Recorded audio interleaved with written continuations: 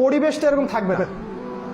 আল্লাহ পাক ধোঁয়া আসতেছে বলছেন, ধোঁয়া দুখান, সামনে আসবে নিউক্লিয়ার যুদ্ধ। বিশ্বের পরাশক্তি যেগুলো আছে, চায়না রাশিয়া, এই অ্যালায়েন্সের সাথে আমেরিকা, ন্যাটো এবং পশ্চিমা সভ্যতা, এদের মাঝে একটা কলিউশন হতে যাচ্ছে সামনে।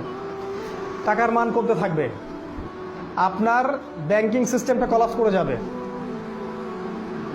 এইসব লেকচার শুনলে আমাকে রিমান্ডেও নিতে পারে, এগুলো আপনি কেমন করে জানলেন?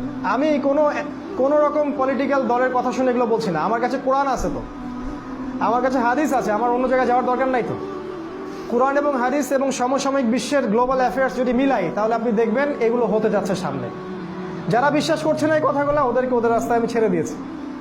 তাদের জন্য আমার কথা শুধু এতটুকু যে আপনারা ধৈর্য ধরেন, সামনে দেখতে পারবেন কি হচ্ছে। কারণ আমার তর্ক করে সময় নষ্ট করারও সময় নাই।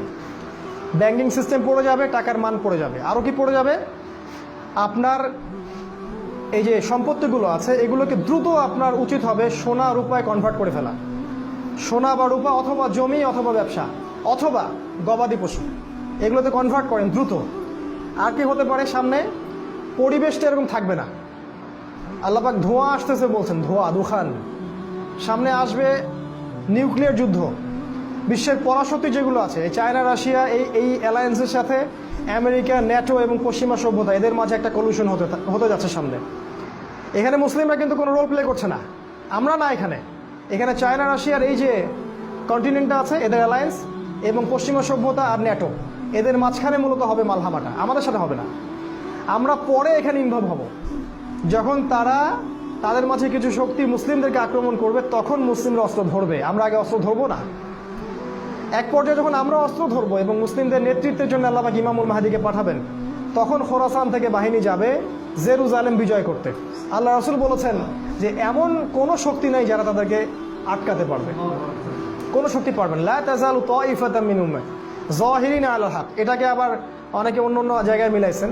আমার মতে এরা খোরাসানের বাহিনী, আপনার মতে অন্য কিছু হতে পারে, আমার মতে এটা খোরাসানের বাহিনী।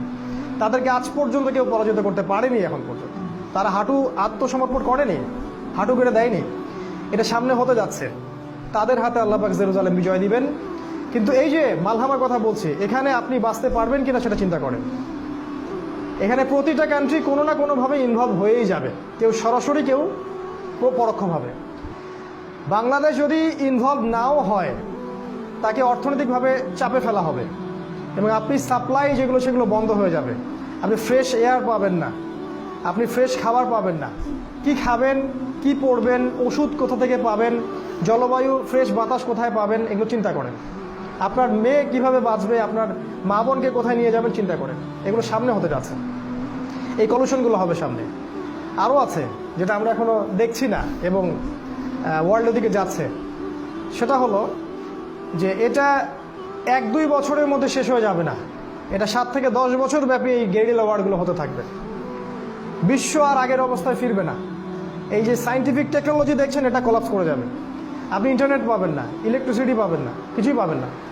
আবার ওই প্রাচীন ঘোড়া ঢাল তলোয়ারে চলে আসতে হবে, ওই প্রাচীন কৃষিভিত্তিক অর্থনীতি সব ওইখানে যাচ্ছে আবার ঘুরে ফিরে। আর আমি প্রথম ব্যক্তি নই যে এই কথাগুলো আমি বলছি, এই কথাগুলো অনেক স্কলারই বলেন এখন।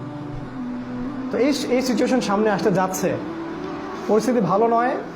আমি ভয় দেখানোর জন্য কথাগুলো বলিনি, বরং আমি নিজের জন্য যা পছন্দ করি, আপনাদের জন্য তাই পছন্দ করি বলেই কথাটা বলেছি। এবং আমি আহ্বান জানাবো, আপনারা প্রত্যেকেই কোরআন সুন্নাহকে পড়াশোনা করে, গবেষণা করে, গ্লোবাল অ্যাফেয়ার্সের সাথে মিলিয়ে ঠান্ডা মাথায় ভাবতে থাকেন যে আসলে কি হচ্ছে বিশ্বে, কি হতে পারে। তারপর নিজেরাই বুঝতে পারবেন যে কি করণীয়। আমি কয়েকটা করণীয় কিন্তু বলেছি, আমি আর 5 মিনিটের মধ্যে শেষ করছি। করণীয় কয়েকটা পয়েন্ট। নাম্বার 1, অন্ধত্ব দূর করতে হবে। নাম্বার 1, এটা প্রথম পয়েন্ট। অন্ধত্ব তো বোঝেন, ভিতরের অন্ধত্ব। এটা ততক্ষণ পর্যন্ত দূর হবে না যতক্ষণ না আপনি কোরআন সুন্নাহর কাছে ফিরে আসছেন।